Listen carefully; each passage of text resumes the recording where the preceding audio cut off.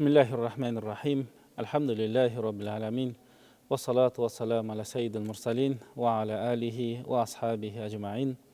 Eң alғаш жаратқан Аллах Субханаху ва Тағалаға шексіз мақтаулар болсын.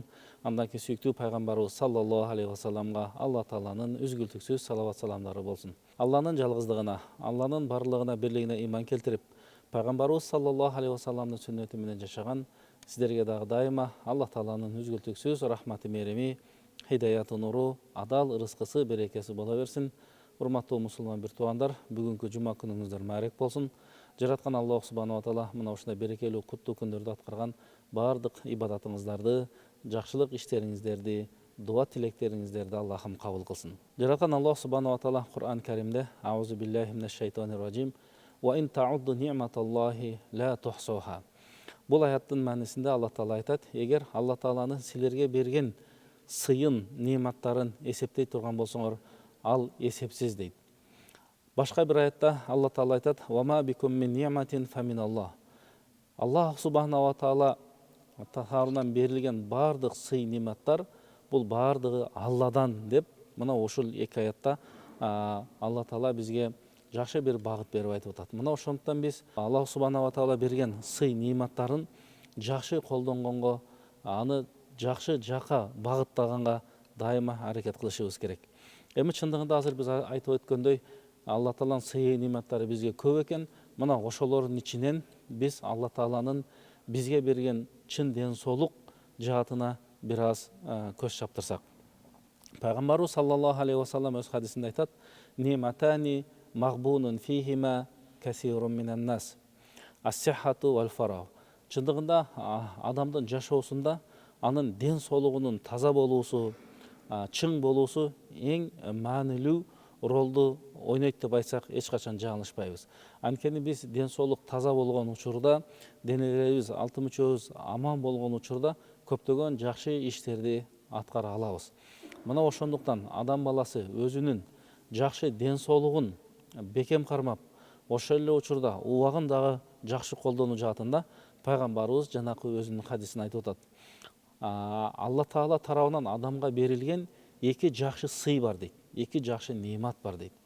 Бирок көпчүлүк адамдар мына ошол эки нерсени пайдалануудан алданып калышат. Пайгамбарыбыз бул жерде ошо алдануу деген сөздү алып келди. Соодада кээ бир адамдар ошол алданып калган жаатта ушул сөздү колдонушчу экен.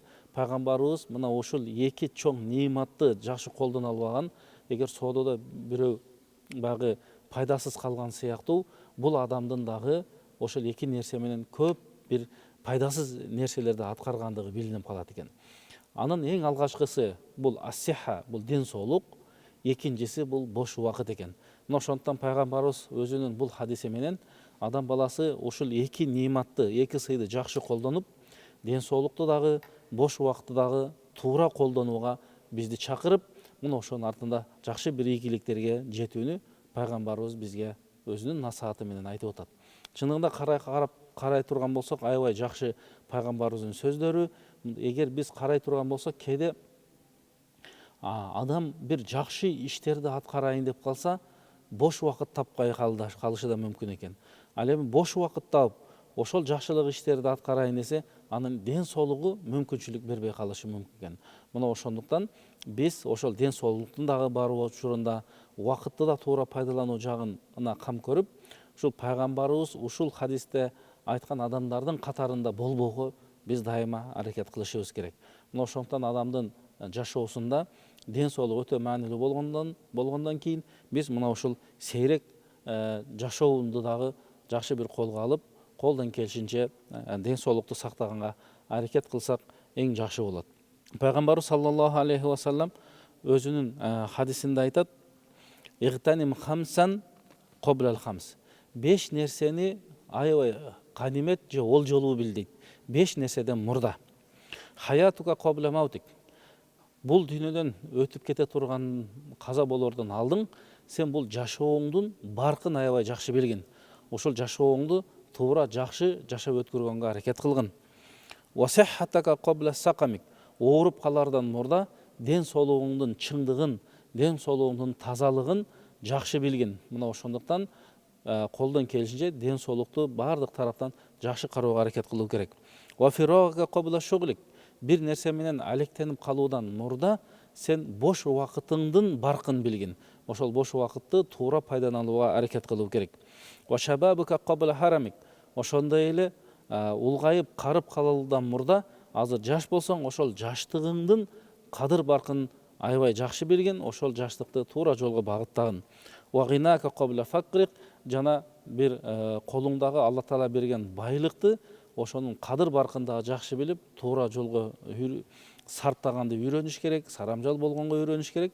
Эгер ошондой кылып чача берсе, анда кедей болуп калышы да мүмкүн деп айтат. Ошол кедей болуп калуудан мурда Алла Таала берген байлыкты дагы, анын кадыр баркын, анын жакшы жакка пайдалануусун өзүң иштеткин деп пайгамбарыбыз мына ушул жакшы өзүнүн сөздөрүндө айтып атат.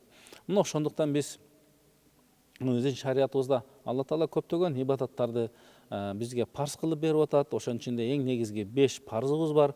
Мына ошол парздар деле көпчүлүгү адамдын денеси менен аткара турган амалдар. Мисалы намаз алып карай турган болсок, аны дене мүчөбүз менен аткарабыз. Аны аткарган сайын ибадат да кылган болобуз. Ошол эле учурда ден соолугуга, аны биздин жан дүйнөбүзгө да пайданы алып келет. Мына ошондуктан биз дайыма колдон келишинче сергек жашоого аракет кылалы. Пайгамбарыбыз саллаллаху алейхи вассалам өзүнүн хадисинде айтат: "Ман асбаха минкум аминан фи сирбихи."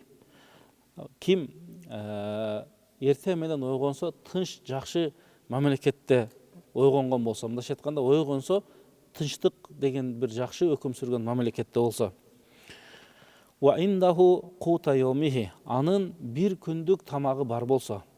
Ва муафан фи жасадихи. Жана анын ден соолугу таза, чың болсо, факааннама хизатут лаху дуня бихазафириха. Ал адамга бардык дүйнө ошол адамдын кол алдында сыяктуу деп пайгамбарыбыз ушул сөзүндө айтып атат.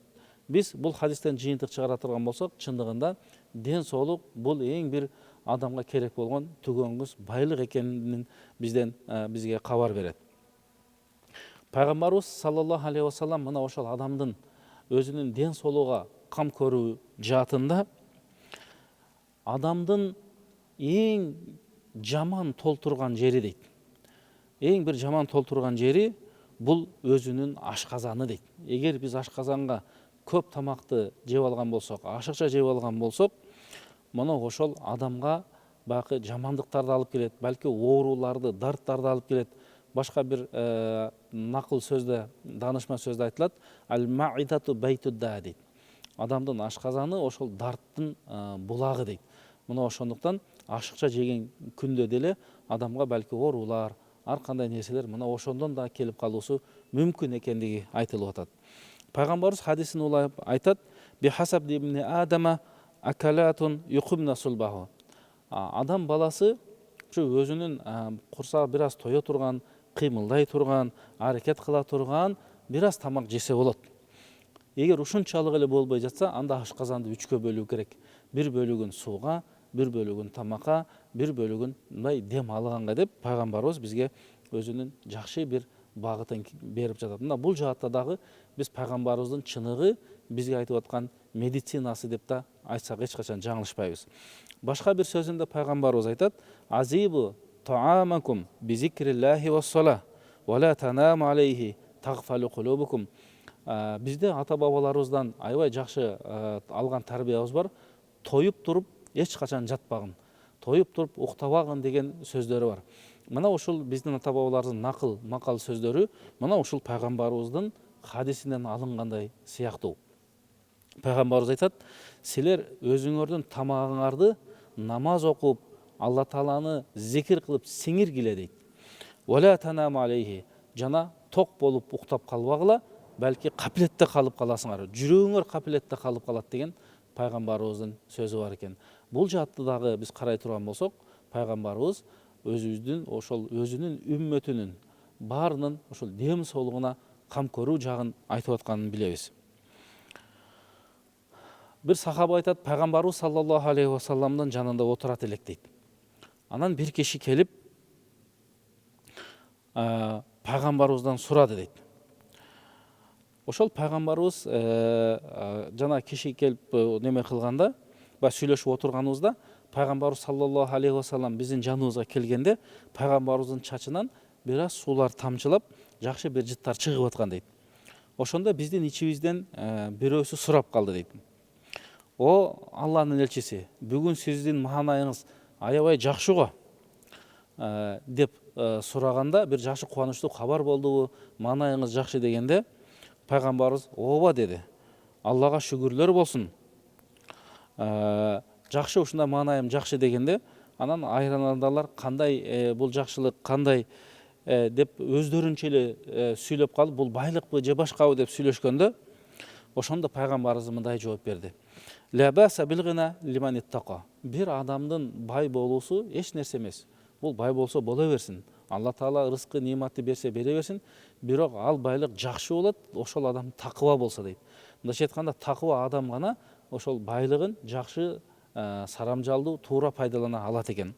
Васиххату лиман иттака. Бир адамда ден соолук боло берсин, чың боло берсин, эгер чындыгында ошол ден соолугунун кадыр баркын билген адамга. Ошондой эле тибун нафс минан наим. Пайгамбарыбыз айтып атат. Баягы хадистин алдында ошол асиххату, ден соолук жакшы байлыктан деп пайгамбарыбыз айтып атат. Мына ошондуктан эгер баягы ден соолугуң жок болсо, кээде байлыгыңдын деле кадыр баркын билбей каласың. Ошондуктан пайгамбарыбыз ким такыба болсо, анын ден соолугу жакшы болсо, бул мал мүлктөн, байлыктан да жакшы дейт. Андан кийин ватибун нафси минан наим, чындыгында адамдын маанайынын ачык болуусу, жүзүнүн жарык болуусу, көкүрөгүнүн жакшы бир канияттүү болуп туруусу, бул дагы Алла Таала бизге берген сый нематтарынан деп, мына ошол айланасындагы сахабаларга жакшы бир өзүнүн насаатын берди. Биздин чындыгында динибизде биз жана айткандай бул ибадат маселелери, эң маанилүү намаз маселеси бар. Мына ошол намазга киришүүдөн мурда эле бизде даарат алуу парз болуп эсептелинет. Мына ошол даарат алган учурда баягы намаздын ачкычы бул даарат болот экен. Ал эми бейиштин ачкычы бул намаз болот экен. Мына ошол бейиштин ачкычы болгон намазга биз даарат менен намаз окушубуз керек. Мына ушул жааттан карай турган болсок дагы, биздин динибиз, шариятыбыз адамдын гигиеналык тазалыгына, анын ден соолугуна таза болуусуна таасир бергендиги жагынан мына ошол бизге дааратты парз кылып берди. Ошол дааратты алуу менен биздин дене мүчөбүз таза болот. Ошо даарат алганда жууган жерлерибиз таза болот. Ошондой эле биздин жан дүйнөбүз, жүрөктөрүбүз дагы тазарат экен. Аллаху субханаху ва таала мына ошол жаатта аят түшүргөн. Алла Таала аятта айтат: "Я айюхаллазина аману иза кумтум илас салати фагсилу вужухакум ва айдиякум илал марафиqi вамсаху бирусикум ва аржулакум илал ка'байн" дейт. Бул биздин даарат алгандагы аятта, Майда сүрөсүндө келген аят. О ыймандуулар, эгер намаз окууну кааласаңар, анда силер бетиңерди жуугула, колуңарды чыканакты кошо жуугула, башыңарга мас тарткыла, жана бутуңарды ашыгы менен жуугула. Андан кийин даараттын сүннөттөрдү, оозду, мурунду чайкайбыз. Мына ошондой аябай бир таза абалда биз Аллаху акбар деп Алла Таалага намаз окуйт экенбиз. Мына ошондуктан пайгамбарыбыз айтып атат: "Ан-назафату таду илал иман". Тазалык бул ыймандын белгиси. Ал эми ыймандуунун бара турган жери бул бейиш деп пайгамбарыбыз өз сөзүндө айтып кетип атат. Мына ошондуктан бул аяттын негизинде пайгамбарыбыз өзүнүн жакшы бир сөзүн айтат: "Мен тавадда фа ахсанал вудуа". Ким толук шарттары менен дааратты аябай жакшы алган болсо, хараджат хатаяху мин жасадихи хатта тахружа мин тахти азгharih. Мындайча айтканда, билбей кылган катачылыктары ошол акыркы тамган суу менен, тырнактан түшкөн акыркы тамчы менен ошол катачылыктарын Алла Таала кечирет дейт. Мындайча айтканда, бул даарат өзүнчө эле бир тазалык. Анын ибадат жагы бар. Мына ошондуктан ким бетин жууган болсо, бетинин жүзүнөн түшкөн эң акыркы тамчы менен ошо жүзү менен кылган катачылыкты Алла Таала кечирет дейт. Ким кол даарат алганда колун жууган болсо, ошол чыканагынан же тырнагынын учунан баягы аккан тамчынын негизинен Алла Таала колу менен кылган катачылыктарын кечирет. Бутту жууган болсо дагы мына ошондой катачылыктарын кечирет дейт. Демек, бул бизге жан дүйнөнүн дагы, дененин дагы тазалыгын аябай жакшы таризде көрсөтүп турат. Пайгамбарыбыз саллаллаху алейхи вассалам дайыма өзүнүн батасында жана сахабаларга болгон насаатында Алла Тааладан силер дайыма ден соолук сурагыла, дайыма ден соолукту сурап бата кылгыла деп өздөрүнүн дайыма сөзүндө айтчы. Ошол сөздөрүнүн кээ бирлерин айта турган болсок, пайгамбарыбыз айтат: "Саллаллаху алафията вал яқин". Силер Алла Тааладан чын ден соолукту жана чын ишенимди сурагыла. "Фама утия ахадун ба'дал яқини шай'ан хайран минал афия". Алла Таалага ыйман келтиргенден кийин эле чын ишеним менен Алла адамга бериле турган эң бир жакшы нимат сый бул Алла Таала адамга берген ден соолук экен.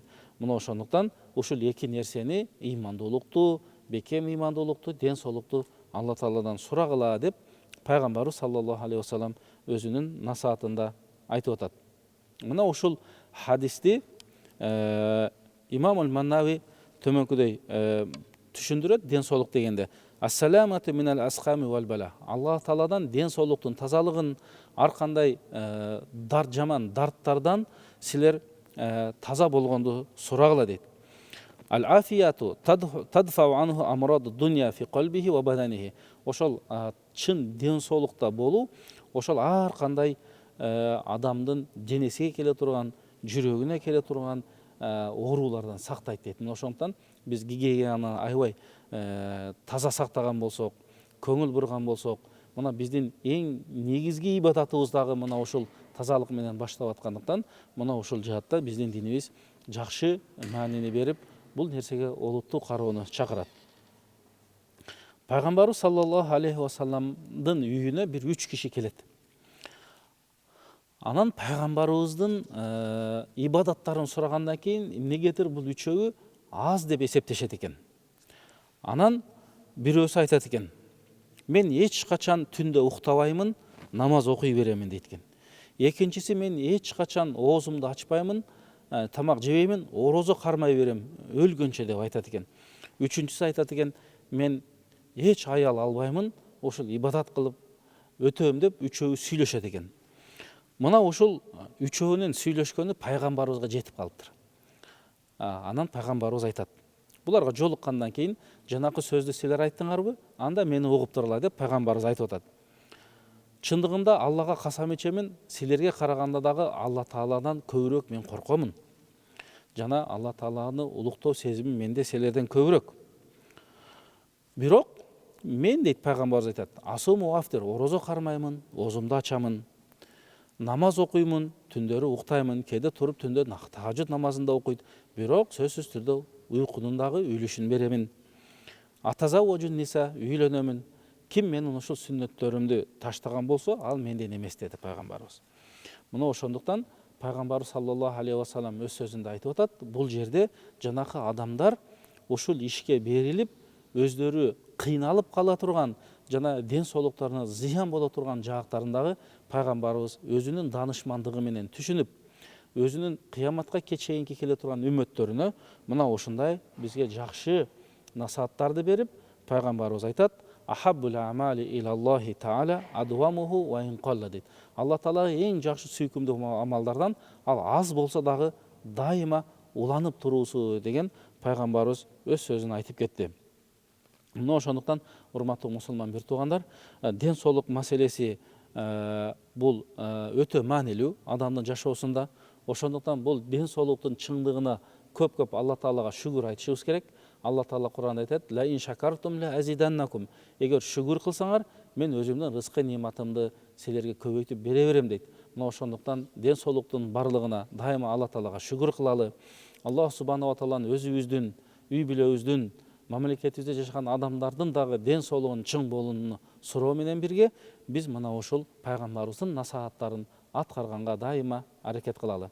Анткени пайгамбарыбыз саллаллаху алейхи вассалам жогоруда өз хадисинде айткандай, ошол адамдар бул бош убактын дагы текке кетирип, ден соолугун да текке кетирип, бул дүйнөдөн жакшы бир пайдалуу ишти кыла албай калгандыгы бизге чындыгында сабак болуу керек. Колдон келишинче ден соолукту да чыңдап, бош убакытты дагы туура пайдалуу иш менен өткөргөн болсок, бул биздин бул дүйнөбүзгө жана акыретибизге өзүнүн чоң пайдасын берет. Жараткан Аллаху субханаху ва таала баарыбыздын ден соолугубузду чың кылсын, көп ибадат кылганга Алла Таала күч кубат берсин, ыйманыбызды бекем кылып, Кыргызстан деген мамлекетибизде дайыма ынтымак, биримдик, тынчтык болсун. Бүгүnkү жума күнүңүздөр куттуу болсун. Ассаламу алейкум ва рахматуллахи ва баракатух.